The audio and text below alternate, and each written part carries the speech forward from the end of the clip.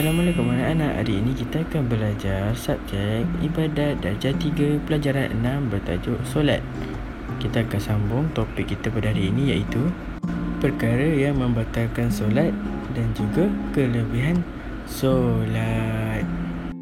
1, 2, 3. Mari kita lihat perkara yang membatalkan solat. Semua sekali ada 12. Yang pertama, bercakap dengan sengaja. Yang kedua, melakukan perbuatan yang banyak dan berturut-turut. Yang ketiga, berhadas kecil dan besar. Keempat, terkena najis dan dapat dimaafkan. Yang kelima, terbuka aurat. Yang keenam, mengubah niat. Yang ketujuh, berpaling dari kiblat. Yang kelapan, makan dan minum dengan sengaja. Yang kesembilan, ketawa. Yang kesepuluh, murtad. Dan yang ke-11, memanjangkan rukun yang pendek. Dan yang terakhir, makmum ketinggalan atau mendahului imam. Okey, yang pertama adalah bercakap dengan sengaja. Kamu ke tengah solat tu, kamu tiba-tiba cakap Allahu Akbar. Lepas tu kamu cakap dengan kawan sebelah, kamu cuba tengok tu. Lepas tu kawan sebelah pun jawab, diam. Tak boleh. Itu kamu dah dikira sebagai bercakap ketika solat. Jadi solat kamu terbatal. Dan yang kedua adalah melakukan perbuatan yang banyak dan berturut-turut. Okey, kalau kamu tengok dalam gambar tu, orang tu tengah solat, tetapi dia menggerakkan kaki dia sebanyak lebih daripada 3 kali, dan perkara itu telah menyebabkan solat kamu terbatal.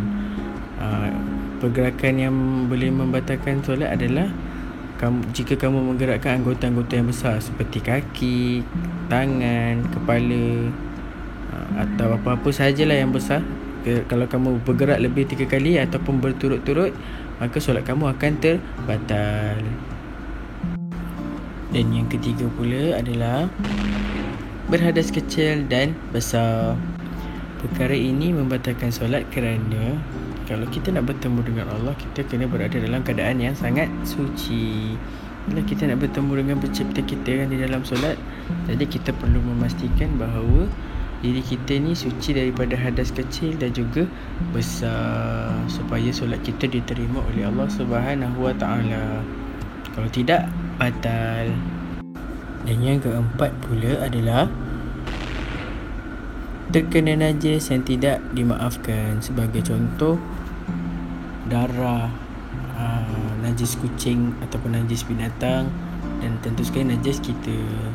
Kalau ada yang terkena pada tempat kita sembahyang ataupun terkena pada pakaian kita, secara terusnya solat kita akan terbatal, sebab kita dalam keadaan yang tidak bersih, sebab terkena pada najis. Contoh, kena tengah jalan-jalan, kat baju kita ada darah binatang ataupun darah kita, kita kena tukar baju tu, baru boleh kita solat. Dan yang kelima pula adalah terbuka aurat. Seperti sedia maklum, aurat bagi lelaki adalah daripada pusat hingga ke lutut. Kalau aurat perempuan pula tutup semua kecuali muka dan kedua tapak tangan. Kalau tengok dalam gambar ni, lelaki ni solat dan baju dia terangkat di belakang kan, jadi solat dia terbatal kerana aurat dia terbuka yang dalam seri bulat merah tu. Jadi solatnya tidak sah. Dan yang keenam pula adalah mengubah niat. Kalau kamu tengok dalam gambar yang saya beri tu, yang pertama dia niat nak solat Zuhur, tiba-tiba tak lama lepas tu dia cakap dia nak niat untuk solat Asar. Tak boleh, terbatal. Kalau kamu nak niat untuk solat Zuhur, kamu kena niat untuk solat Zuhur sahaja. Jangan ubah niat kepada solat fardu yang lain. Kalau tidak, terbatal. Dan yang ketujuh pula adalah berpaling dari kiblat. Okey, kalau kamu tengok yang warna biru tu, saya buat arah kiblat. Arah kiblat sepatutnya menghadap ke sana, tapi kamu solat menghadap tempat lain. Jadi solat kamu tidak sah dan terbatal. Sebab apa? Sebab kamu tak menghadap kiblat. Kita nak bertemu Allah kena mengikut kiblat. Jika kamu berpaling daripadanya, maka terbatallah solat yang kamu tunaikan tu. Dan yang ke-8 pula adalah makan dan minum dengan sengaja. Kamu tengok dalam gambar tu, Dia tengah solat tu, tiba-tiba kawan yang dekat tengah dia tu makan. Jadi batal lah solat kawan dia yang kat tengah tu. Sebab apa? Sebab dia makan ketika solat. Mana ada orang makan ketika solat kan? Pastikan kamu tak buat. Ataupun kalau kamu nampak orang makan atau minum dengan sengaja ketika solat, kamu tegur dan kamu cakap kat dia solat kamu dah terbatal. Tapi tegur dengan elok, jangan tegur kasar-kasar. Dan yang ke-9 pula adalah ketawa. Nampak dalam gambar tu, kesian kawan dia yang dekat tengah-tengah solat, tengah khusyuk tu. Tiba-tiba kawan yang baju kelabu tu buat kelakar. Lepas tu kawan yang baju hijau tu pun ketawa. Jadi siapa yang batal kat sini? Yang kawan baju kelabu dengan baju hijau tu solat dia terbatal. Sebab dia boleh mengganggu orang lain yang tengah solat. Dah lah mengganggu orang lain tengah solat, lepas tu dah terbatal pula tu solatnya. Aduh. Tapi oleh itu kamu jangan buat ya anak-anak. Jangan sesekali kamu semua buat. Dan yang ke-10 pula adalah murtad. Okey, untuk pengetahuan kamu semua, murtad adalah seseorang yang beragama Islam itu keluar daripada agama Islam. Maka jika dia melakukan solat dia akan terbatal. Okey, kamu tengok dalam gambar yang saya beri tu. Wahai Rahman, hari ni aku dah tak solat sebab aku keluar daripada agama Islam. Lepas tu kawan dia pun jawab, biar betul kamu ni, kamu sudah murtad ni. Segala solat yang kamu lakukan akan terbatal. Okey, faham ya? Jika kamu keluar daripada Islam, maka kamu akan murtad dan solat kamu akan terbatal. Yang ke-11 pula adalah memanjangkan rukun yang pendek. Contoh dalam gambar tu iktidal. Iktidal ni kalau kamu buat Allahu Akbar, kamu rukuk kan, lepas tu kamu bangun Sami Allahu liman hamidah Rabbana lakal ham, lepas tu kamu terus sujud. Itu betul. Solat kamu akan terbatal jika kamu buat kamu dah rukuk Allahu Akbar, lepas tu kamu bangun Sami Allahu liman hamidah. Kamu memanjangkan. Patutnya bacaan dia boleh pendek je, tapi kamu buat lama dan perkara itu akan menyebabkan solat kamu terbatal. Dan yang terakhir iaitu yang ke-12 adalah makmum ketinggalan ataupun mendahului imam. Okey, saya bagikan contoh dalam gambar di bawah tu.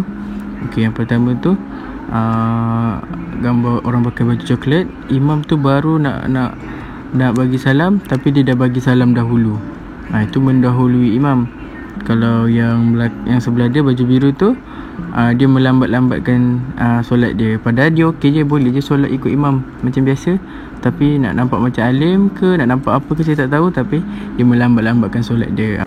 Kedua-dua perkara ini akan menyebabkan solat kita terbatal. Sebab apa? Sebab kita telah mendahului imam ataupun melambat-lambatkan solat kita dengan imam. Dan yang seterusnya adalah kelebihan solat. Yang pertama, membentuk jiwa. Seperti kita sedia maklum, kalau kita mendekatkan diri kepada Allah Subhanahu Wa Taala, akan membentuk jiwa umat Islam ataupun hati yang sangat cinta akan Islam dan mempercayai tentang kewujudan Allah Subhanahu Wa Taala. Yang kedua, menghindarkan perbuatan keji dan mungkar. Jika kita dah sentiasa ataupun tidak pernah meninggalkan solat, insya-Allah Allah tidak akan bukakan hati kita melakukan perkara-perkara yang keji dan mungkar. Sebaliknya, Allah akan bukakan hati kita untuk melakukan perkara-perkara yang baik sahaja. Yang ketiga, melatih diri dalam bersifat sabar. Kerana apa? Dalam solat ni kita perlu mengorbankan masa dan tenaga kita. Dekat situ dapat mendidik kita supaya menjadi orang yang sabar. Yang keempat, mendisiplinkan diri. Mendisiplinkan diri apabila kita solat di awal waktu dan tepat pada waktunya. Contoh nak bangun subuh tu kan susah kan, tapi kamu dapat disiplinkan diri kamu untuk bangun pagi dan solat subuh. Dan yang terakhir sekali, menyihatkan tubuh badan. Setiap pergerakan yang kita lakukan dalam solat tu mempunyai sebab-sebab yang tertentu yang Allah telah tetapkan. Sebagai contoh, melancarkan aliran darah ataupun mencerdaskan akal dan fikiran kita. Okey, itu sahaja untuk hari ini. Assalamualaikum.